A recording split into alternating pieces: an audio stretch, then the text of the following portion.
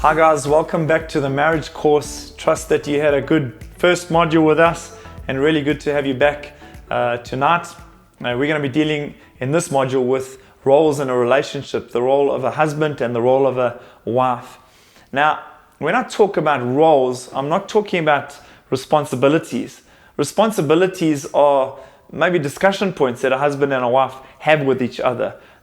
They're based on preference, they're based on capacity, they're based on history, cultural preference, they're based on personality. I know for the first few years of our marriage, myself and Justine, it was kind of bumbling along, looking at things, discovering what made each other tick. And when we began to understand each other's personality, it made a lot more sense as to how to blow wind in each other's sails and how to complement each other. What we're doing and having a look at roles is really getting back to the grassroots level of what does the Bible teach about a husband and a wife. Now, the Bible goes into some detail as to what you should be doing and what I should be doing, but really paints this broad picture, giving some role definition to a husband and a wife. And then from there, we get to work it out and to discuss it and see for every different context how it plays out. In my context with myself and Justine, where we've come from, our relationship, we've had to have many discussions as to how do we outwork these biblical principles. And so I want to take us to Ephesians chapter 5, a well-worn text tonight. We're going to have a look at what the Bible says about a husband and a wife, and then we're going to comment on it. Justine will comment on the ladies, and I'll comment on the blokes. So let's read in verse 22. It says, "Wives, submit to your own husbands as to the Lord. For the husband is the head of the wife, even as Christ is the head of the church, his body, and is himself its Savior. Now as the church submits to Christ, so also wives should submit in everything to their husbands. Husbands, love your wives as Christ loved the church and gave himself up for her, that he might sanctify her, having cleansed her by the washing of water with the word, so that he might present the church to himself in splendor, without spot or wrinkle, or any such thing, that she might be holy and without blemish. In the same way, husbands should love their wives as their own bodies. He who loves his wife loves himself, for no one ever hated his own flesh, but nourishes and cherishes it, just as Christ does the church, because we are members of his body." And so what Paul leans on here, he leans on this analogy and comparison of how Christ interacts with his bride, the church. And it's very meaningful that because we have a standard suddenly in marriage that is very helpful when things are going down in flames or going up in flames. When the tacky hits the tar, I'm not just going on my sentiment or what I've seen. I get to consider Christ and I get to consider the church and their response to each other along the pathway and journey of marriage. And so let's unpack it for a few moments tonight. So Mark has already read from Ephesians chapter 5, and I'm going to start off with speaking to the wives from Ephesians 5 verse 22. Now let's just note, ladies, that this scripture starts with saying wives, comma, is that this is the word of the Lord directed precisely to you and to me. So husbands, this is not your moment to take notes and lord it over your wives. Later on, ladies, when the word of God speaks to the husbands, it's not our turn to take notes and lord it over to them. But wives, this is our moment to take a look and see what is God trying to show us and teach us through his word here. Because this is specifically to us. It's like God is giving us keys here for our marriages. And I really trust that as we look at this scripture and as we just mine it a little bit, that God will give us the keys in order for us to really start to put in and to invest in a healthy and a godly way into our marriages. And as we do that and our husbands do that, we are just ensured to have a marriage that is strong and godly. And so if we look in Ephesians 5 verse 22, it starts off by saying, wives, submit to your husbands. And again, when we think of this word submission, it's a word that often just gives women just absolute goosebumps, and they just think, oh my gosh, not that word submit. We have such negative connotations with this word. But I'd love us to look at it in the sense of honoring, is that God is calling us wives to honor our husbands. And I want to say that this is a thing that actually it's a journey of learning how to honor our husbands. I've got a few memories of going out with Mark when we were early on in our marriage and having a great time with friends and going home that night and Mark saying to me, gosh, in that one conversation, I felt so dishonored by the way that you were talking. And I myself hadn't gone out to dishonor Mark, but when I look back, I could see how I had exposed him, how I had maybe taken something that was intimate between us and I had let everyone in on it. And so I've been on the journey of learning how to honor my husband. And I think it's something that we've got to continually ask questions about. This thing of our roles in our marriages, something that we've got to keep asking questions about, because it kind of changes as the seasons in our lives change. When you're engaged or it's just the two of you, your roles can just flow maybe quite easily, and it's different to when suddenly you've got toddlers and the pressure's on and no one's sleeping at night, and then you get teenagers, and our roles change as our lives change. And so this, for me, no matter if you are engaged or you've been married for a long time, this is a topic that for me requires constant communication and constant revisiting. So in looking at this thing of submitting to our husbands, of honoring our husbands, there's two keys that I'd love to just share with us this evening. The first key is this, is let him lead. Let your husband lead. Now, for us to let our husbands lead, it doesn't mean that we are weak or incompetent or that we are unable to do anything of any meaning. Not at all. And I think these days, with the world in which we live, with the way in which we live, most of us are running jobs, running households, looking after the kids. We spin multiple plates. And I found that in my own life is that we can become very capable in many areas of our lives. And in some areas, we can start to dominate our husbands. And so today, I just want to encourage us all to allow our husbands to lead. It doesn't mean that we are weak, and it doesn't mean that we just advocate all our responsibility. We lead together. We lead our children together. We lead ourselves and our lives. But when it comes to the forefront of your marriage, when it comes to the decisions that you're making together, fall behind your husband and allow him to lead. I'd love to just ask some questions here, and maybe you can write these down, you can think about them. But as I said, in our roles, as they change, as our marriages go on in years and our lives change, I think these are things that we constantly need to revisit. I want to encourage us to take time to listen to what our husbands are saying when we ask these questions. Mark and I sometimes chatted about this, and I've been so surprised at the things that he has come back with. I never would have thought that or picked that up. Little things like, often we'll be in a group of people and I'll be talking about my children and my home and my this and my that. And Mark has said, hey, just remember, this is our family and our home and our marriage. And I had to say, you are 100% right. Allow him to make the adjustments in my life. Allow him to lead me. And it's like I tuck in behind him, and it brings such safety to me and to our marriage. Another question that we can ask is, how can I be a better follower? How can I follow you better? And again, just take time to really listen and just to trust your husband. Trust the process. The whole reason why we would ask these questions is not to tear one another apart. That would be the complete wrong motive. The reason why we ask these questions is to build intimacy, is to build our foundation, and is to make our marriage that much stronger. The second key that I'd like us to take a look at this evening is help him. Help your husband. In Genesis, it speaks about how God gave woman to man to be his helper.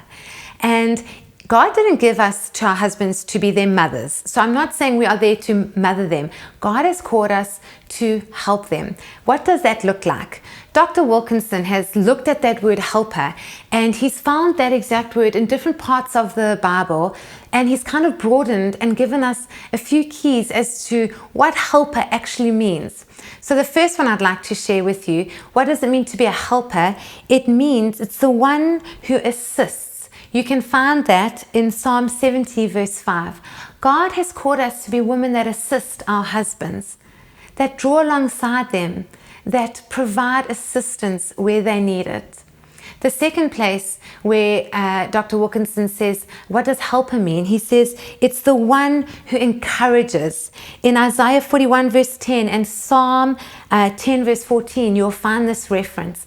God is calling us to be wives that help our husbands by encouraging them, by speaking words of encouragement, by encouraging them in their lives and in their work and in their spheres of influence. And the third and the last thing that Dr. Wilkinson highlights is a helper is one who supports. And that's found in 2 Chronicles 14 verse 11. Now, as I said earlier, our men are not looking for mothers. They are looking for wives. Wives to draw alongside them. Wives to assist, encourage, and support them. So again, I'd love us just to jot down some of these questions. Maybe ask your husband the question, how can I assist you? Is there something at home that I can be assisting you with? Is there something in your personal life that I can be assisting you with? And to really listen and to draw alongside. Another question you could ask, not your husband but yourself, is when last did you encourage your husband? And a question you could ask your husband is, what can I do that would encourage you? So for me, when Mark lets me just offload a little bit and then he spoils me with a cappuccino or a bunch of flowers, I really feel encouraged. And just spending time together, I don't have to do too much talking, but just those gifts and time together, it really encourages me. But I've worked out for Mark that sometimes I really want to encourage him in maybe the thing of preaching. And I'll go and buy him a preaching shirt, and for me, like if he had to buy me an outfit for preaching, I'd be over the moon. But I would buy him this preaching shirt and he would be very appreciative, but it's not the way that he gets encouragement. I've learned that one of the ways that Mark gets encouragement is really just to allow him to talk, and I listen, and that is something that he really loves and really encourages him. And so ask yourselves the question, when last did you encourage your husbands? But also ask your husbands the question, how can I encourage you in our lives and in our marriage? And lastly, we can ask our husbands the question, how can I support you better? These are just very simple questions to ask. And I'm hoping and I'm praying that as we look at these things, it will really help us in our roles as wives.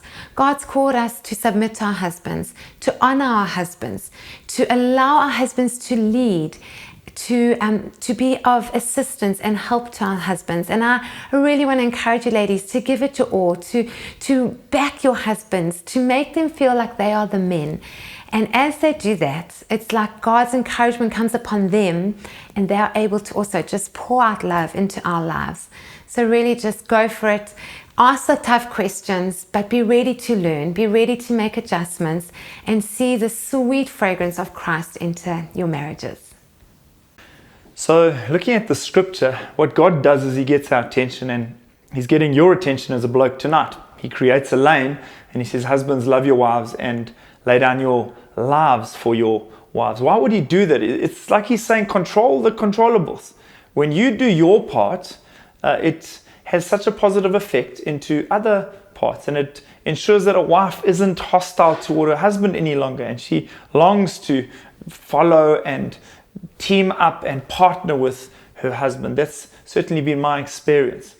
So God gets our attention firstly, but now how do we outwork this loving our wife? How do we love her in the way that God designed? The first point I want to make is to give yourself to her. And by giving ourselves to her, I mean this, is that a wife, in my experience again, works best when she feels secure, when she feels romance, when she feels number one priority. In other words, it's like she obscures your view of everything else. There she is, and you're enamored by her. She's not just one of a number of priorities, whether it be work, whether it be hobbies, whether it be other things. She's the number one priority. When that happens, when love emanates from that place, we get the best out of our marriages. And so making her number one priority it requires some submission. It requires some real introspection of my priorities, it requires an adjustment and a compromise along the way to say, actually, this is the way God designed marriage to be, and this is how it works best. Someone said this: when it is least expected, it is most appreciated. When it is least deserved, it is most noticed. When it is least understood, it is most profound. So giving ourselves to her is making her number one priority. And alongside that, it's also having a look at our words. Giving ourselves to our wives is understanding that words have the power of life and death. And when we allow our words to cascade over our wives with kindness, with love, with romance, with putting a note on the fridge and creating moments to speak life, it creates security and romance within a spouse, within her heart. It positions it well for a husband and a wife.